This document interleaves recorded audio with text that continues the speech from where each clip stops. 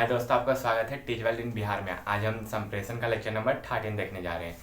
क्या है आज, जैसे कि हमने पिछले वीडियो में बताया था कि जीवन कौशल का कुछ उदाहरण भी दे देंगे, तो वही आज उदाहरण लेके आए हैं जीवन कौशल का ही। इसके आगे हम आत्म जागरूकता के बारे में बात करेंगे, उसके बाद फिर आत्म विश्लेषण के बारे में भी बात करेंगे।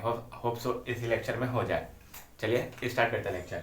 क्या उदाहरण में पहले क्या सोचने और समस्याओं को सुलझाने के नए तरीके खोजने में मदद करता है। जीवन कौशल आपका अच्छा है तो आप अपने सोचने का क्षमता बढ़ा सकते हैं, और जो भी आने वाली समस्याएं या जो समस्याएं अभी आ रही हैं उनको सुलझाने के लिए आपको नए नए तरीके मिल सकते हैं या खोजने में वो मदद करता है जीवन कौशल। जैसे कि मान के चलिए एक उदाहरण लेते हैं। ठीक, आपको घर में या किसी भी तरीके का मतलब प्रॉब्लम हो रहा है।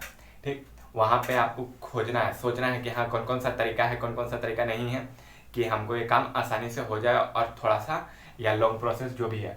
फिर उसका समस्या को सुलझाने में, और जो सोचने का क्षमता आपके पास है तो समस्या को सुलझाने में भी आपको मदद मिल सकता है। किससे? जीवन कौशल से। वही जीवन कौशल के द्वारा ही विकल्पों को विश्लेषण करने में इसी से संबंधित है। विकल्पों को विश्लेषण करने में यानी कि जो भी आपके पास विकल्प है, आप सोचे कि हाँ ये मतलब कि 3 से 4 विकल्प मेरे पास है किसी भी समस्या को सुलझाने के लिए, तो हम ये देखेंगे कि उन विकल्पों में कौन सबसे आसान है, कौन सबसे सुलभ तरीके से हो जाएगा। तो वही है कि विकल्पों को विश्लेषण करने में मदद करता है, फिर तथा निर्णय लेने में सहायक होता है। और विकल्प हमको मतलब विकल्प जो हमको मिले हैं वो सब आसानी से मतलब आसानी वाला विकल्प मिल गया। जो भी हम 3 से 4 विकल्प चूज किए थे उसमें एक आसान विकल्प मिल गया, तो वहाँ पे हमको निर्णय लेने की जो क्षमता थी उसको उसमें भी वो सहायक बना। कौन? जीवन कौशल। तो वही जीवन कौशल आपके पास होगा तो अच्छा होगा, तो आप किसी भी समस्या का विश्लेषण कर सकते हैं तथा उसके में जो निर्णय लेना वो भी आसानी से ले सकते हैं। उसके बाद क्या है? स्वयं प्रबंधन। स्व प्रबंधन यानी कि जो भी आप समस्या लिए हैं उसका पहले सोचना है आपको कि कौन हम उसका खुद सॉल्व कर सकते हैं या नहीं। स्व प्रबंधन समस्या को हल करने में मदद करना। स्व प्रबंधन करके अपना समस्या को खुद सॉल्व करते हैं, यानी तो फिर जैसे कि तकनीकी संप्रेषण से बताते आ रहे हैं पंखा वाला उदाहरण। तो उसमें आप जा रहे थे दुकानदार के पास, आपको खुद समझ में नहीं आया, आपने स्वयं प्रबंधन करके देखा, उसमें आप विफल हुए, तो आप दुकान वाले के पास गए, वहां पे जाके आप कुछ सीखे, तो नेक्स्ट टाइम से आप उसका खुद से निपटारण कर सकते हैं जो भी पंखा में खराबी होगा। तो वही है कि स्व प्रबंधन करने में वो मदद करता है। फिर क्या? नेतृत्व करने में मदद करता है। जैसे कि किसी जीवन कौशल के पिछले लेक्चर नंबर 12 में मैंने बताया था कि नेतृत्व करने की क्षमता भी आनी चाहिए। जीवन कौशल के एक महत्वपूर्ण लक्षण है। तो वही एक नेतृत्व करने के, आप किसी भी ऑर्गेनाइजेशन में काम कर रहे हैं तो वहाँ पे आपका विचार जो होगा, आपका जीवन कौशल अच्छा होगा, आपका बात व्यवहार अच्छा होगा, तो आपका विचार पहले सुना जाएगा। और पहले विचार सुनेंगे तो वो क्या पता पहले बार में ही पसंद आ जाए, पहले बार में ही सबको अच्छा लगे, तो आपको नेतृत्व करने का भी मौका वहाँ पे मिल सकता है। 5 में क्या था? संस्कृति जागरूकता बातचीत कौशल को विकसित करने में भी सहायक होता है आदि। देखिए, जिस आपका जीवन कौशल मतलब कि आप बात विचार अच्छा से कर पाते हैं, तो आप दूसरे देश में भी जाएंगे तो वहाँ पे भी, और जो वहाँ का लैंग्वेज आपको आता है तो वहाँ के लोग भी आपको आदर देंगे, इज्जत देंगे, तो वहाँ की संस्कृति आप अपने देश में ला सकते हैं। फिर अपने देश की संस्कृति वहाँ पे भी आप जाके डेवलप करवा सकते हैं। तो ये कि संस्कृति के प्रति जागरूकता बढ़ाने में भी वो सहायक होता है। बातचीत कौशल को विकसित करने में यानी कि एक दूसरे से बात करने में, आप जैसे आपका जीवन कौशल अच्छा है मतलब कि आप सबसे आदर व्यवहार से बात करते हैं, तो दूसरे लोग आपके पास आएंगे आपसे बात करने के लिए, वो आपसे बात करने के लिए इच्छुक होंगे, आप में इंटरेस्टेड होंगे। तो वही बातचीत कौशल को विकसित करने में भी मदद करता है। आप नया नया भाषा सीख सकते हैं उससे। क्या पता आप दूसरे से जिससे मतलब जो आपको जिनसे आप बात कर रहे हैं वो आपको कुछ अच्छा नॉलेज दे, फिर आप बातचीत करने में आप ज़्यादा फ्रैंक हो सके। तो जीवन कौशल का कुछ उदाहरण यहीं तक खत्म होता। अब आगे इसी वीडियो में हम देखेंगे आत्म जागरूकता के बारे में। आत्म जागरूकता क्या है तो छोटा सा सुन लीजिए पहले। आत्म जागरूकता क्या है? तो आत्म जागरूकता वह वैसा चीज होता है जिसमें हम अपने आप को स्वयं को विश्लेषित करते हैं, यानी कि स्वयं को परखते हैं कि हमारे अंदर बुराई क्या है, हमारे अंदर अच्छाई क्या है, हम किस किस चीज, हमारे अंदर हॉबी क्या है, ये सब कुछ मतलब कि अपने अंदर जो भी है, हमारे पास जो भी है उसको दुनिया के सामने लाना या अपने उसके प्रति अपने आप को जागरूक बनाना आत्म जागरूकता कहलाता है। उसका डेफिनेशन देख लेते हैं, फिर उसका कुछ पार्ट होता है वो देख लेते हैं, फिर आत्म विश्लेषण भी इसी में देख लेंगे। आई थिंक सो हो जाए, तब तक आप इसको नोट डाउन कीजिए। मिलते हैं अभी थोड़ी देर में। चलिए अब आगे देखते हैं आगे क्या है। तो आत्म जागरूकता, नया टॉपिक स्टार्ट करते हैं इसी में। आत्म जागरूकता क्या है? तो एक ऐसी अवस्था है जिसमें हम स्वयं के विभिन्न पहलुओं पर ध्यान केंद्रित करते हैं, जैसे लक्षण, व्यवहार और भावनाओं के बारे में जागरूक होते हैं। जैसे मान के चलिए कोई भी एक व्यक्ति है, उसमें वो किस लक्षण का है, हम बताते नहीं कि हाँ इसका लक्षण खराब है या एक दूसरों के बारे में बुरा सोचता है, तो वही है कि हम अपने लक्षणों पर, अपने व्यवहारों पर, आदमी पर जितना हम सोचते हैं वही आत्म जागरूकता कहलाता है। क्या है, यहाँ पे ध्यान केंद्रित करते हैं।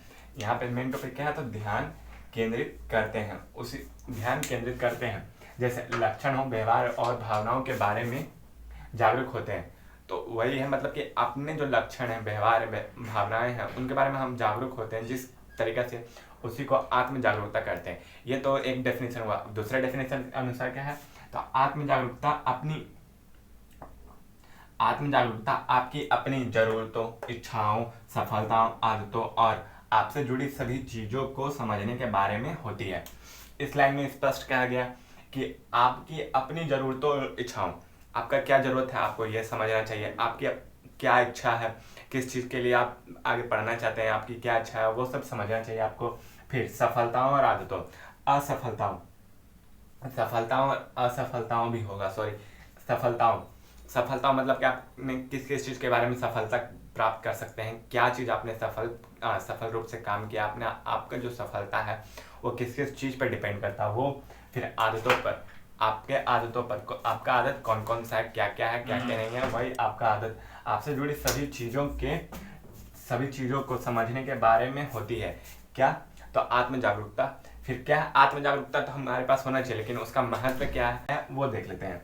एक अच्छा दिमाग का डॉक्टर बनने के लिए, सब बोलते हैं ना पास जाना है, साइकेट्रिस्ट के पास जाना है, तो ये मतलब दिमाग का डॉक्टर बन सकते हैं। ये मतलब कि आप अपने बारे में सब कुछ जानते हैं, आप सोचते हैं, समझते हैं, सब कुछ जानते हैं, तो आप एक अच्छा डॉक्टर भी बन सकते हैं। कैसे, कि आप दूसरों को भी उस परिस्थिति में कैसे क्या काम करना चाहिए, जिस परिस्थिति में आप मतलब वो काम करते हैं, कोई भी काम करते हैं, उस परिस्थिति में आप उसको बता सकते हैं कि हाँ आपको ये करना चाहिए तो आपको ज़्यादा लाभ होगा। तो वही है कि आप एक अच्छे चिकित्सक भी बन सकते हैं। फिर क्या है, निर्णय लेने में अधिक सक्षम हो सकते हैं। आप आत्म जागरूक रहेंगे तो आप दूसरों के निर्णय पे जल्दी विश्वास नहीं करेंगे, वहाँ पे आप अपने अपने अनुसार मतलब कि निर्णय ले सकते हैं। जैसे कि मान के चलिए आप आत्म जागरूक हैं, आपको सब कुछ पता है कि हाँ आपको सब कुछ पता है कि हमको क्या करना है, क्या नहीं करना है। आप निर्णय लेने में अधिक सक्षम वहाँ हो सकते हैं। कोई भी निर्णय लेने से पहले आप 4 से 5 बार सोचेंगे, समझेंगे, अपने आप पर मतलब वो निर्णय ले रहे हैं तो आप पर क्या हानि होगा, आपको क्या लाभ मिलेगा, सब कुछ समझेंगे, तो ये कि निर्णय लेने में और ज़्यादा सक्षम हो सकते हैं आप। फिर क्या, समाज में अपने चरित्र के प्रति एक अच्छा छाया बना सकते हैं। छाया यानी कि चित्र, मतलब कि जो बोलते हैं ना, हाँ एक अच्छा इमेज बनाना है हमको, तो यह कि समाज में अपने चरित्र के प्रति मतलब कि आपका कैरेक्टर कैसा है उसके प्रति एक अच्छा छाया मतलब कि इमेज बना सकते हैं कि हाँ, अगर जो आप आत्म जागरूक रहेंगे तो आप अपनी कमजोरियों को छुपा सकते हैं। वही नेक्स्ट लाइन है, कमजोरियों को छुपा सकते हैं। हाँ, आपने जो भी मतलब कि जो भी आपका बैड हैबिट है उसको भी मतलब समाज के सामने आप छुपा सकते हैं कि हाँ हम ये नहीं करेंगे तो अच्छा होगा, ये करेंगे तो अच्छा होगा। भाई, आत्म जागरूकता का महत्व इतना ही था। अब आगे देखते हैं आत्म जागरूकता के विभिन्न चरण कौन से हैं और आत्म जागरूकता कितने प्रकार के होते हैं वो देख लेते हैं। उसके बाद यहाँ आत्म जागरूकता खत्म हो जाएगा, उसके बाद देखेंगे आत्म विश्लेषण। तब तक आप इसको नोट डाउन कीजिए, मिलते हैं अभी। आत्म जागरूकता के विभिन्न स्तर आगे पढ़ते हैं। यहाँ पे अभी मैंने 3 ही लिखे हैं, इसमें 5 स्तर होते हैं। पहले स्तर क्या है, भिन्नता क्या है, तो हमें सभी स्थितियों को परखना चाहिए, उनके विभिन्नताओं में अंतर यानी भिन्नता करके देखना चाहिए, क्योंकि पर्यावरण में उपस्थित सभी वस्तुएं समान या एक जैसी नहीं होती हैं। हमें मनुष्य के जीवन के सभी स्थितियों को परखना चाहिए और उनमें विभिन्नता भी करके देखना चाहिए ताकि हम सभी स्थितियों को समझ सकें, उनके विभिन्नताओं और को अंतर जो भी है उनमें उनको समझ सकें, ताकि हम आने वाले जीवन में उस प्रकार की किसी भी समस्याओं को आसानी से सुविधाजनक रूप से हम सॉल्व कर सकें। तो ये उनके विभिन्नताओं में अंतर करके देखना चाहिए, क्योंकि पर्यावरण में उपस्थित सभी वस्तुएं समान नहीं होती हैं। उसी प्रकार मनुष्य के जीवन में आने वाली सभी स्थितियां समान नहीं होती हैं, इसलिए हमें उन स्थितियों के बीच में अलग अलग प्रकार से विभिन्नता करके देखना चाहिए, ताकि हम उन स्थितियों को और अच्छा से समझ सकें और अपने आने वाले जीवन में उन स्थितियों से जुड़े किसी भी प्रकार के समस्याओं को और अच्छा से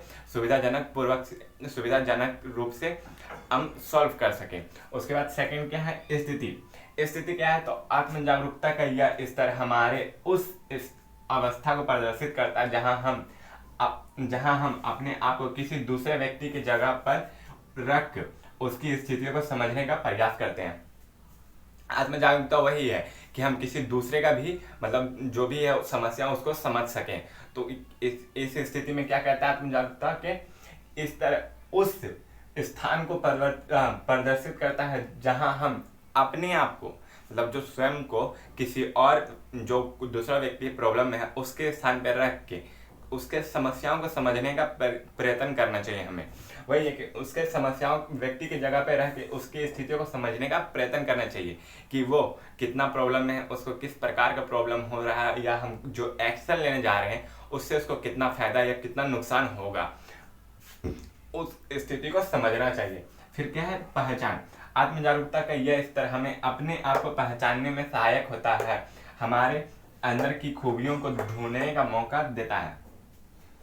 यह स्तर पहचान आत्म जागरूकता का तीसरा स्तर है जिसमें हमने अपने आप को पहचानने का मतलब कि महत्व पता चलता है कि हाँ हम अपने आप को किस तरीके से पहचान सकते हैं, कितना हम क्या चीज़ है क्या नहीं है, हमें खूबियाँ क्या हैं, हमारे अंदर खूबियाँ नहीं हैं। वही इस स्तर में हम पहचान सकते हैं अपने आप को और अपने आने वाले जीवन को और बेहतर बना सकते हैं इस पहचान के द्वारा। देखिए अपने आप को पहचानने में सहायक होता है। अपने आप को पहचानने में यहाँ तो हम समझ रहे हैं कि हाँ किसी और व्यक्ति दूसरे पॉइंट में हम समझ रहे किसी और व्यक्ति का नुकसान क्या होगा या नहीं होगा, लेकिन यहाँ पे हमको खुद का समझना चाहिए कि हम मेरा लक्ष्य क्या है, हमारा किस प्रकार नुकसान होगा, किस प्रकार फायदा होगा, हमें क्या काम करना चाहिए क्या काम नहीं करना चाहिए। वो अपने आप को पहचानने का मौका देता है और हमारे खूबियों को ढूंढने में मदद करता है। ढूंढने में मदद खूबियों को यानी कि जो हमारे अच्छे काम है अच्छे चीज़ है जिसमें हम अपना जीवन बना सकते हैं, प्रोफेशन बना सकते हैं, उसको ढूंढने का मौका देती है क्या ये आत्म जागरूकता। उसके बाद क्या है आत्म जागरूकता का तीसरा और चौथा स्तर तीसरा यहाँ खत्म होता है, चौथा और पांचवा भी है आगे है। चौथा और पांचवा इसके बाद देखते हैं, तब तक आप इसको नोट डाउन कीजिए। जैसा कि अभी मैंने बताया आत्म जागरूकता के दो स्तर और हैं, 4 और 5। चौथा क्या है तो स्थायिता देखते हैं स्थायिता क्या है। आत्म जागरूकता का यह स्तर हमारे जीवन की उस अवस्था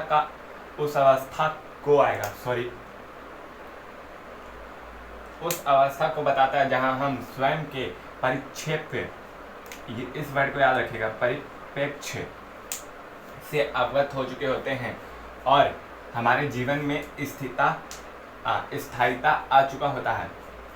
क्या है आत्म जागरूकता स्थायिता। तो स्थायिता आत्म जागरूकता का चौथा स्तर है जिसमें हम अपने जीवन में क्या पा चुके होते हैं, स्थिरता पा चुके होते हैं या स्थायिता पा चुके होते हैं।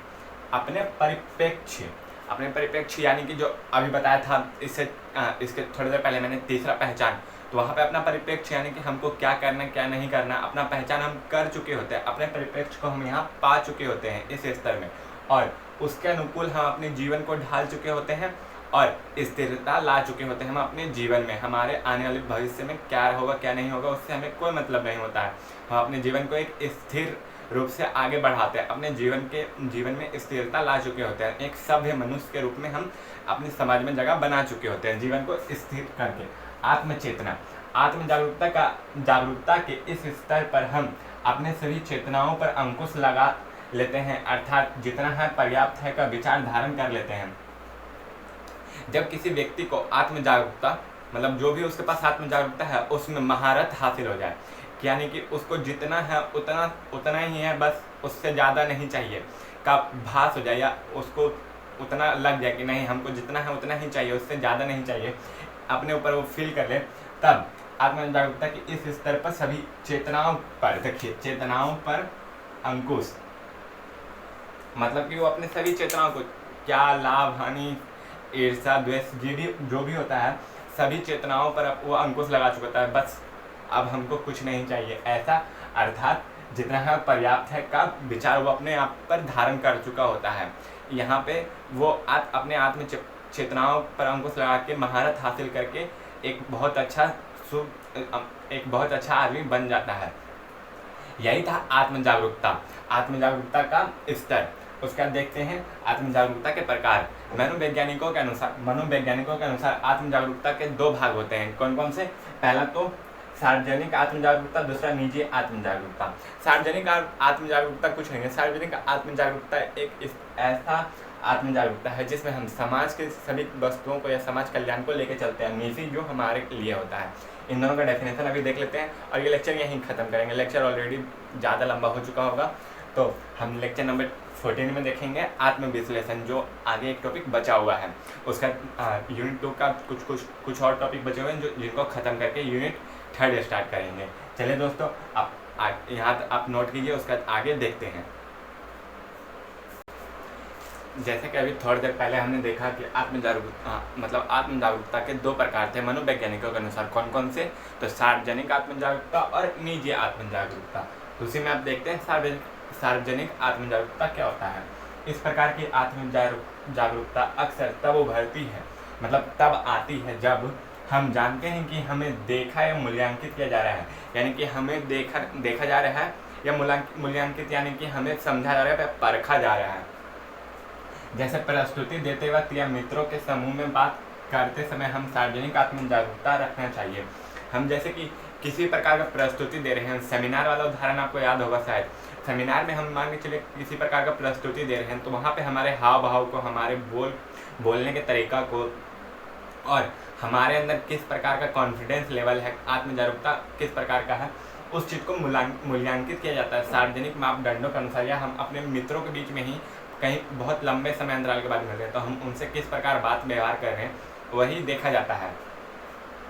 इसमें हम अक्सर उन तरीकों से व्यवहार करने का प्रयास करते हैं जो सामाजिक रूप से स्वीकार्य हैं और सामाजिक मापदंडों के अनुसार ही मूल्यांकित किए जाते हैं।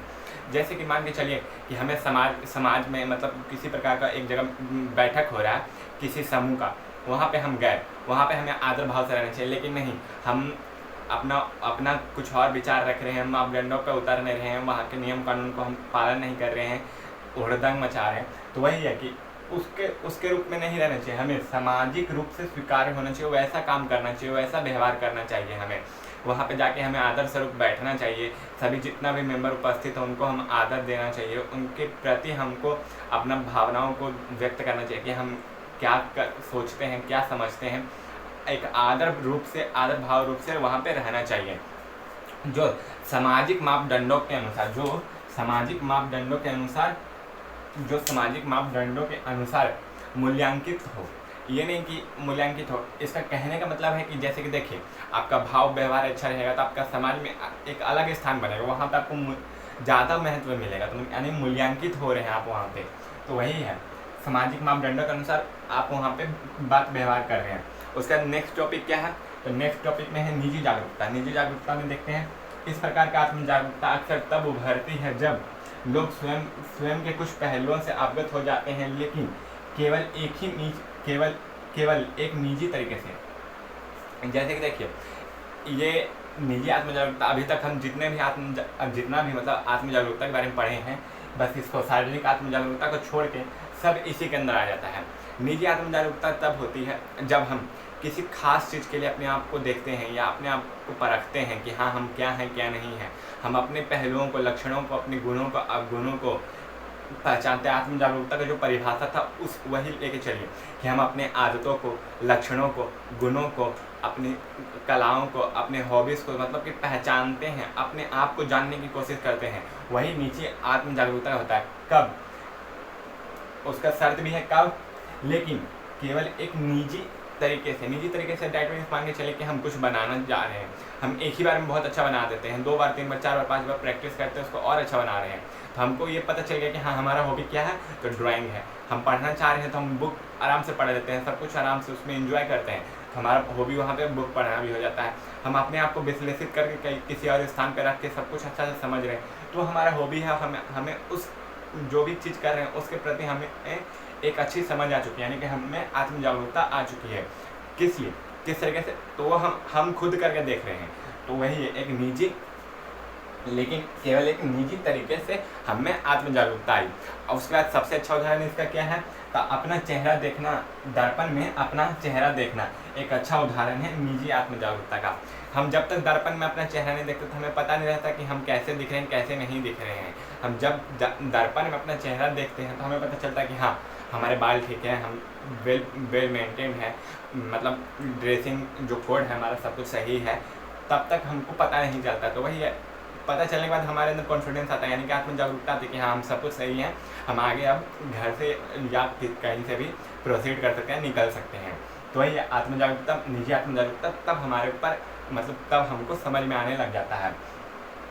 आत्म जागरूकता यहीं पे ख़त्म होता। ऑलरेडी ये लेक्चर बहुत लंबा हो गया होगा। चलिए हम आत्म जागरूकता के बाद अब देखते हैं आत्मविश्लेषण। आत्मविश्लेषण नेक्स्ट वीडियो में लेक्चर नंबर 14 में देखेंगे आत्मविश्लेषण। तब तक हमारे चैनल पर उपलब्ध वीडियोस को देखते रहें और हाँ सब्सक्राइब जरूर करें। व्यू अच्छा जा रहा है लेकिन लाइक नहीं जाता, प्लीज़ लाइक कर दीजिए। आपका ही दोस्त समझ के शेयर कीजिए ज़्यादा से ज़्यादा वीडियोस को, ताकि और भी लोग इसको देख सकें और भी स्टूडेंट इसका फ़ायदा उठा सकें। इंस्टाग्राम आईडी, फेसबुक पेज, ये सबका लिंक हमारे डिस्क्रिप्शन बॉक्स में दिया हुआ है, हम वहाँ जाकर आप विजिट कर सकते हैं। हमारे इंस्टाग्राम पे इसका फुल वीडियो उपलब्ध रहेगा, वहाँ पे जाकर आप विजिट करते हैं। हमें फॉलो करना ना भूलें। Thank you. Keep watch teach well in Bihar.